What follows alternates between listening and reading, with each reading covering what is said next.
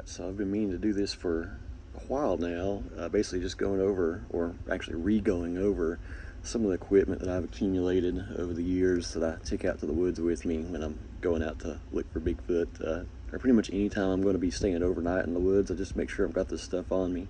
It's not too heavy, none of it's too bougie either, kind of,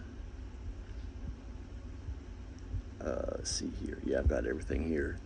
Some of it's more useful than others, some of it's just interesting to have around, but we'll start with some of the smaller equipment right here. So I have, of course, my old GoPro right here that I keep wrapped up. So that's this thing right here. It does really well. Some of these, yeah, I know there's like several iterations newer than this one now. I usually use the head strap for it just because that's easier. It seems like it's a little more stable and it gets you a higher view. So, if somebody's going to view the video, if you're going to post the video up, they're able to kind of see from your perspective. But one thing to note with cameras is that you want to be sure that stability is good on it, and this does pretty good. It actually has a stabilizing mode. But if you can't find one that's got that, then usually there's software that you can find on a computer that can help stabilize your video, which can help also if you need additional stability. But the most important thing, and this thing kind of lacks these two, is the, what would you call it, the field, the range that it's able to capture isn't that great.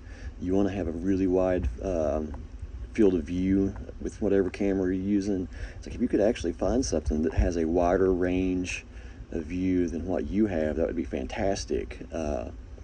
And then also the zoom, because if you go and you look at most videos that people are posting that are most likely good videos and actually do have a Bigfoot on the video or any form of wildlife, that encounter usually it's a ways away, especially with Bigfoot. I mean, it could be hundreds of feet from you, and you might be able to see it with your naked eye, but I've noticed that unless you're spending a lot of money on the camera, which I don't really have, you're just not going to be able to get that. So those are things to keep in mind. One interesting thing about the GoPro is they do have a third-party night vision attachment that you can put on this, because obviously most encounters are going to happen at night. Most of the time they're going to be looking at you and you're not even going to know that they're there. But that's pretty well a rundown of that.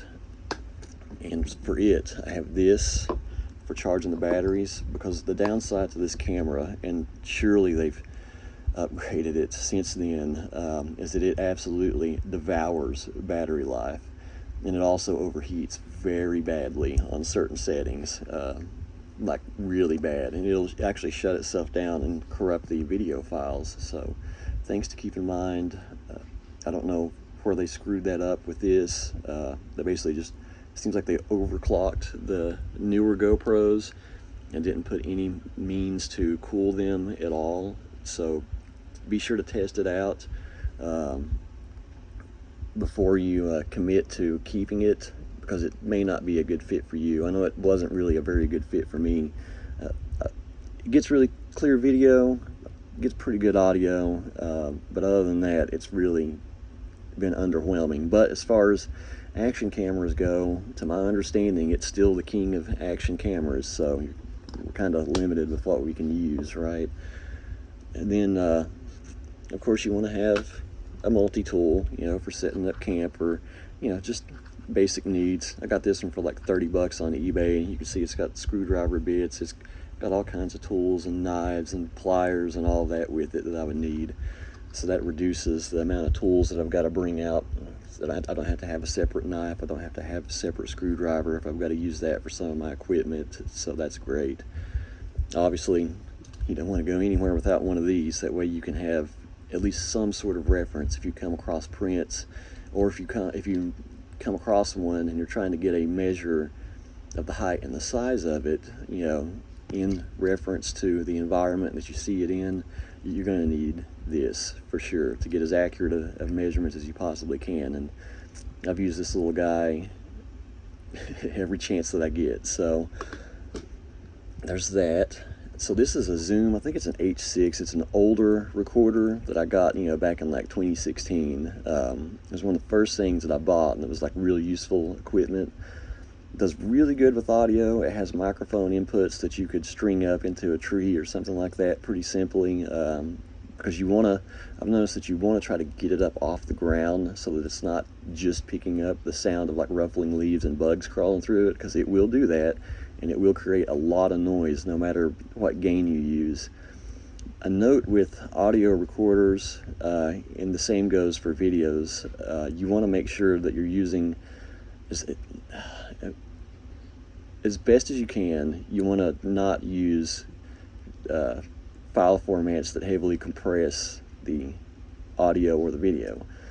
So for this, you want to make sure, or at least try as best as you can, to use the .wav, the WAV format, because that does not compress the audio. It does not kill the quality.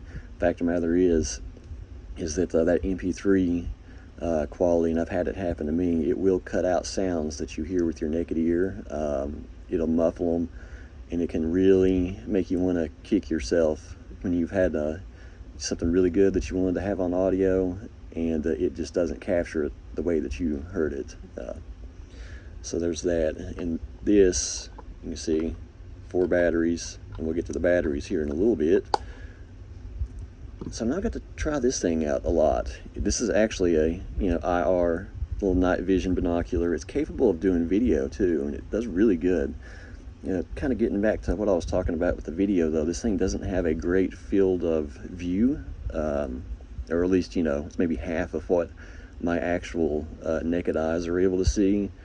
But so far so good with this thing. It uses 3 fairly large size batteries in it. It's easy to keep it charged up, really simple to use, and it does a really good job for what it does. I really don't think that IR is the way to go when you're going out and trying to get video, especially at night. And the reason for that is because most of the time when they're close enough to where even like a mid-range, I guess you'd call it night vision binocular scope, is going to be able to see them, they're down really, really low, and they're moving really, really slow at that point, because they're watching you by that point. And that's 200-300 feet away, and they start doing that, it seems like. So when they're down low like that, this isn't going to really be able to capture that very well. And I know we all don't want to be doing the blob squatch thing, because that's a horse that's been beat plumb to death. So thermal would definitely be the way to go, but it's quite a bit more expensive. I've never really got a chance to get my hands on anything like that. And also, we are very sure, you can ask pretty much any researcher that's got experience with IR, there's certain animals that can see it when it kicks on. I guess there's almost like a laser that it puts out that really stuns some animals. They don't like it. It's hard on their eyes, and it's very obvious to them. We can't see it, but they can.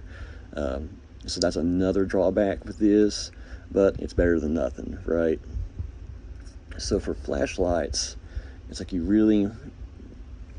so I've got my headlamp. So this is the same one that I've used really throughout all the years, and it's been a fantastic little Coleman flashlight. You want to make sure, I don't have batteries in it just yet, you want to really make sure that your flashlight is both capable of doing white light, obviously, because that's the safest for you to be moving around the woods. White light is not good when you're out there at night, though, because it's going to kill your own night vision, and it's also going to run them off. So you want to make sure you can get the red light.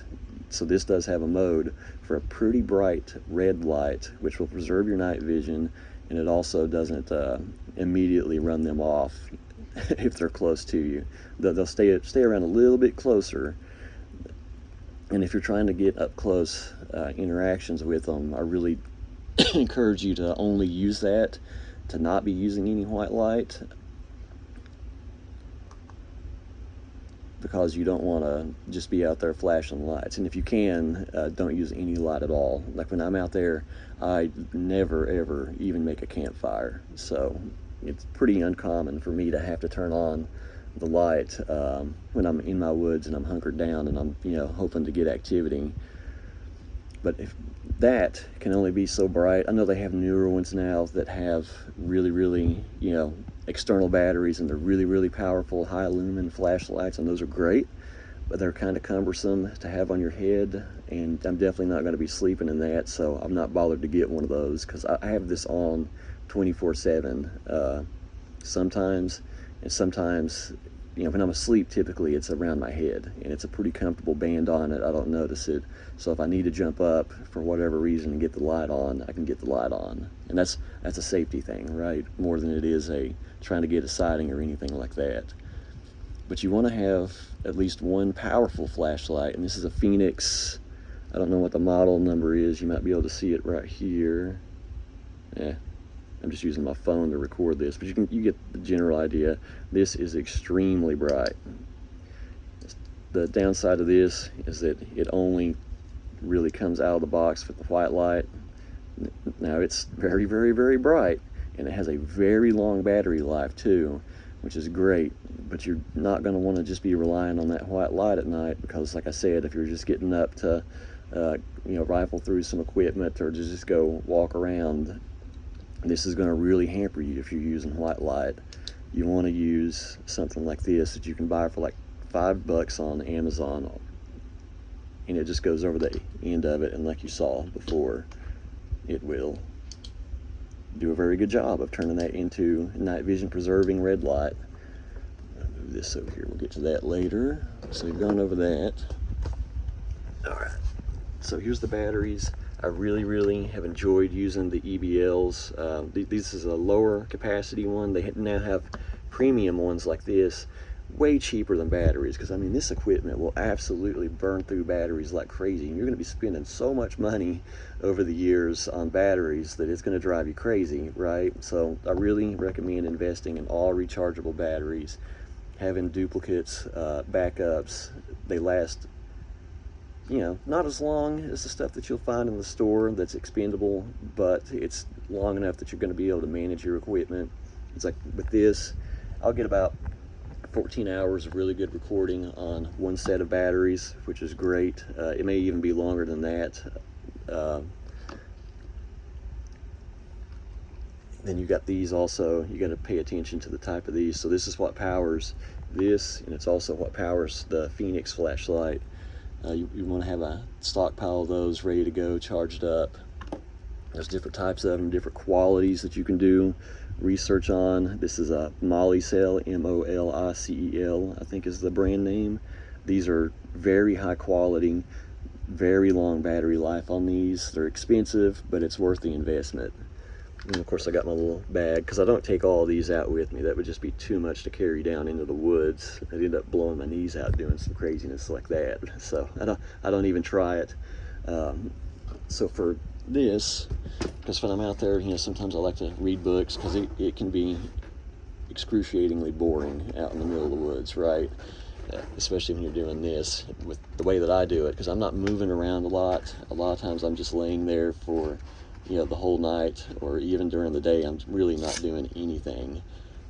So what I have is this right here. For, you know, if I'm doing schoolwork, reading books or something like that. This thing was $80 on eBay, and I think they still sell them. It's a Lenovo. I don't think it has the model number, but you'll be able to find it on there. It's just a Lenovo Chromebook. This one was new, like I said. And so the thing that you want to make sure with this is you don't want to have, so there's 3 different CPU types. You have Intel and AMD, which is what you generally find in like a high performance computer or with like a home desktop or something like that. That's where you're going to find those processors in. They prioritize power, so they drain a lot of power. So laptops that have those CPUs in them really don't last long. They do not last long at all. You might get 8 hours maximum out of one of those, doing the bare minimum on it, and then that battery's dead and you've got to recharge it, and it's going to take a lot of power to do that. So you want to stick to what's called an ARM CPU when you're picking a Chromebook or a laptop or something like that for long-term out in the woods to occupy yourself. Be sure you get something with an ARM CPU, because it can still do all the things that the Intel and the AMD ones can that you're going to want, if you're like me anyway. But this will run for maybe 24 hours just doing basic videos and reading and going through documents and things like that. So super handy, super handy. And of course I have a protective case for it. You can just figure that out however you need to. It's like I'm fairly the backpack that I use is pretty good size. It's a SOG. Again, I got this a long time ago. You can see the size of it. Very expandable. It'll fit all my stuff. It's relatively water resistant. It's got a lot of compartments in it. So if, suddenly I get surprised by, spring showers or something like that, I can just throw a poncho over myself and I'm good to go. None of my equipment's going to be damaged. This will provide quite a bit of protection, and then that poncho is going to ensure that I'm not getting my stuff destroyed. As far as water goes, usually 1 or 2 of these will do it for, a weekend. It's metal, a little heavy, but you don't have to worry about it getting punctured. It's not going to leak inside of your backpack. It's got really good gaskets in it, and it's not too expensive, and it's easy to clean also. I usually put a little bit of Gatorade powder in with my water to replenish my electrolytes, because it can get pretty rough out there hiking, especially in the summertime, which I've been dreading. Next in line is bug spray. Bug spray, we have learned, is extremely important that you pick your bug spray correctly. So if you're out in the Croatan, right, ticks and mosquitoes are the things of nightmares. I mean, you'll be walking out there and all of a sudden you'll have literally like 50 ticks just fall on top of you, and that is dangerous because they carry diseases and you don't want to deal with any of that. So you got to protect yourself. So when you're out in an environment like that, you're going to need real power. And what you do is you use something called, I think it's permethrin. What you're going to do is you're going to get your gear the day or the night before, and you're going to douse it in that permethrin. You're not supposed to get it on your skin. It's not effective on your skin. So far, all the studies have indicated that it's not dangerous. It also doesn't usually have a smell that's going to put them off, because the smell dies off by the time that the night's passed. About 5-6 hours. The permethrin is going to stay on your gear for, I've heard studies that it's weeks before you have to retreat it. So that is well worth your time. But here, where I'm at these days, is not so swampy. So I stick to, for the heavy duty, it's a Picardin. It does really good. Smells like rubbing alcohol when you first put it on, but that scent dissipates. So that's good. That's what you want. And it's also not dangerous for you. So you can put this on your skin, and there is, as far as we know so far, no danger to you by doing that. And it will keep the ticks off. It will keep the mosquitoes away better than DEET, which is confirmed to be dangerous for you. And you don't want to use it because it's not effective. It's cheap, yes, and you can find it everywhere, but it's going to run them off because they hate the smell of it, and that's pretty much a guaranteed thing. And this doesn't really have a smell, so there's no reason to use DEET. Use this instead if you need power in sort of like the intercoastal regions of the U.S. that aren't so swampy. But the best, so if around here, this is what I'll be using. We got some Hello Bello. So this is the ones that uses like rosemary oil, the different oils and stuff like that. It's extremely effective, but every 2 to 3 hours you're going to have to reapply it, which is fine, because you want to keep the mosquitoes off of you. But this has a good smell to it. Like, it actually smells good. Some of it smells almost like perfume. Some brands that I've got, I've not been able to find that in the local stores recently, but this is the best case scenario bug spray for you. If you can deal with this, if you can use this, get you a couple cans of this, put it in your backpack, and just keep it on you at all times, because it's not going to run them off, and it's obviously not dangerous for you. This is the safest option, and it's very effective. Like I said, it doesn't stay on you as long as this one right here, the Picardin. So next we can get into, I guess, the gifting, right? So it's like I said, you want to, these can get a little heavy, especially the laminated. I use 5 millimeter laminate that I buy. It's pretty cheap. So you can see some of the different pictures and things that I use. So if you listen to the podcast, you heard me mention, sometimes I just leave them out in the open. They'll just be sitting here just like this.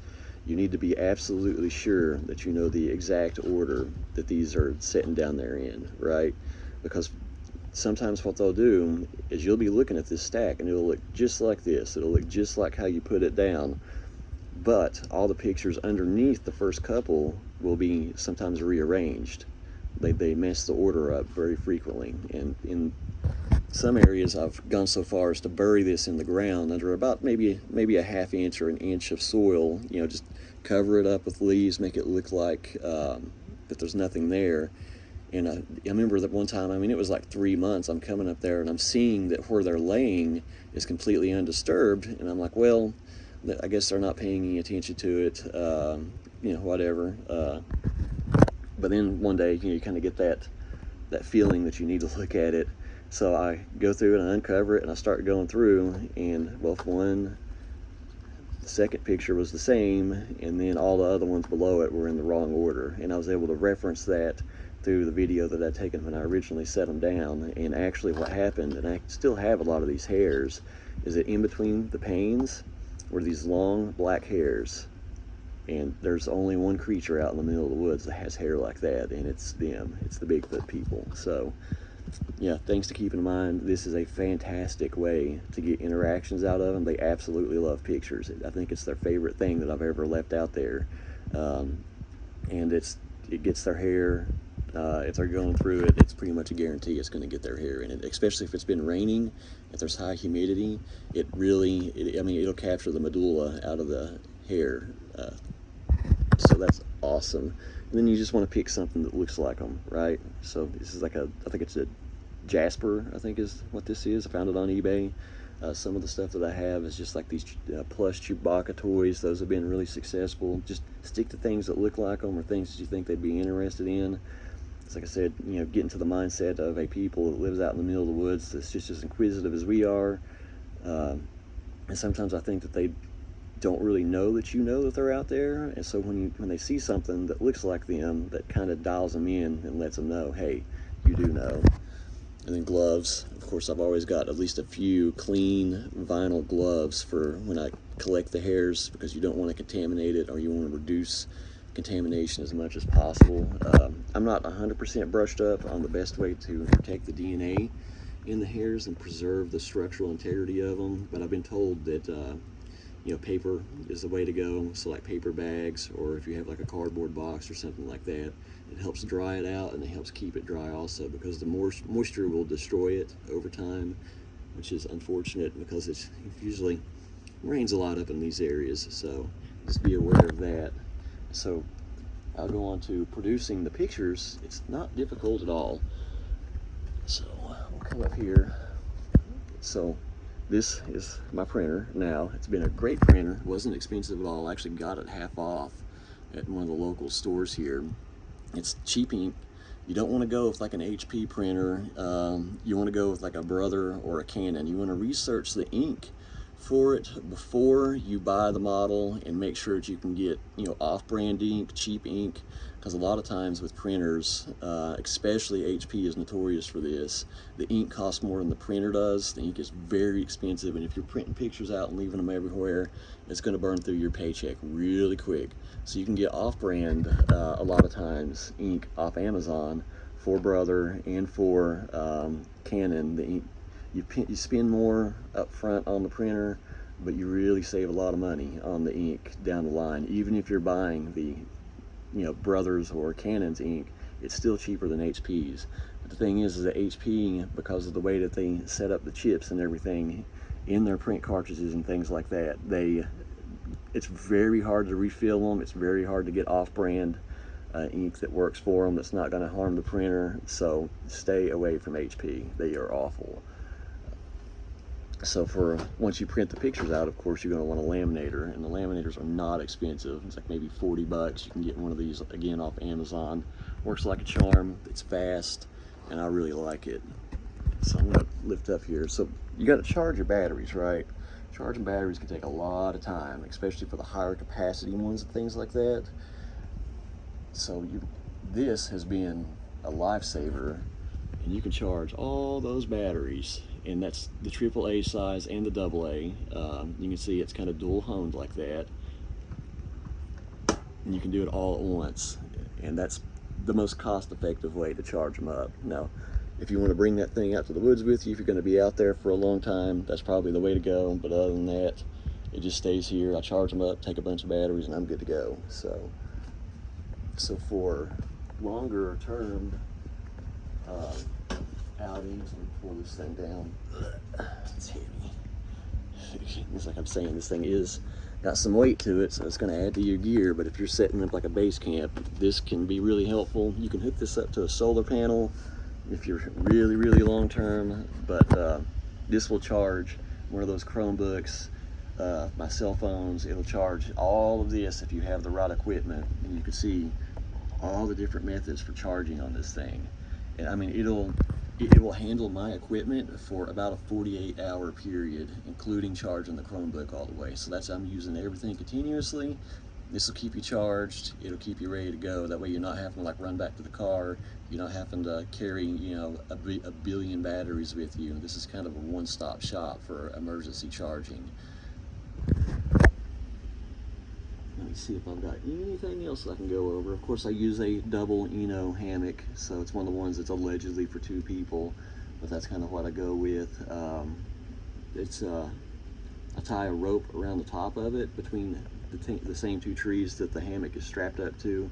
I don't use the hammocks that are harmful to the trees, where you have to nail it in and you use bolts and things like that, because that's just destructive, right? And nobody wants to deal with that, and it's a pain in the butt. I use the straps, and what I'll do is over that rope that I was just talking about, it's usually paracord, you know, with several threads of it going across the top of me. I'll tie my 44 Magnum to that with its holster. That way I can reach up if I need to and pull the gun down, you know, just in case, because you want to be safe. And then I can also throw my tarp over top of that, because one of the things I've noticed is you'll get activity. They're not shy about coming up anywhere that I've ever been. They're not shy about coming into your camp, as long as your face is covered. You have to make sure that I don't know if it's specifically about our eyes. It seems to be, because I've also experimented with blindfolds. You have to have your eyes covered. They don't like us looking at them. I know they don't like being, you know, stared in the eyes either, which, I mean, who does? But those are definitely things to keep in mind. So whatever your setup is, you need to make sure that you're covered up like that. And it's like, if you're going to go gung-ho and try to get a look at what's creeping up next to you, you can do that. It's not going to go over very well for you if you keep doing that, because they're going to become more shy about coming up close to you. But you know, it could work out good for you, because you might see one. But just be cautious about how you approach situations like that. And I think that kind of covers all of it. You know, I have boxes and things like that I carry it all in just to keep it safe. The weight overall isn't unbearable of all of it. I do have like a blow-up mattress you could find at Walmart or something like that, like one of the portable camping ones in their camping and sports section.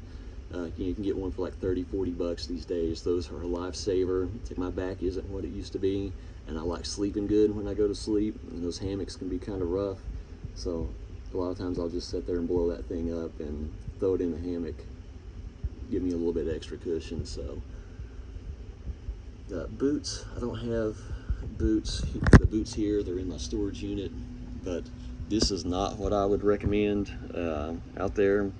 What I use is a pair of Danner snake boots. So they're knee-high, Gore-Tex lined snake boots that I've had since 2000.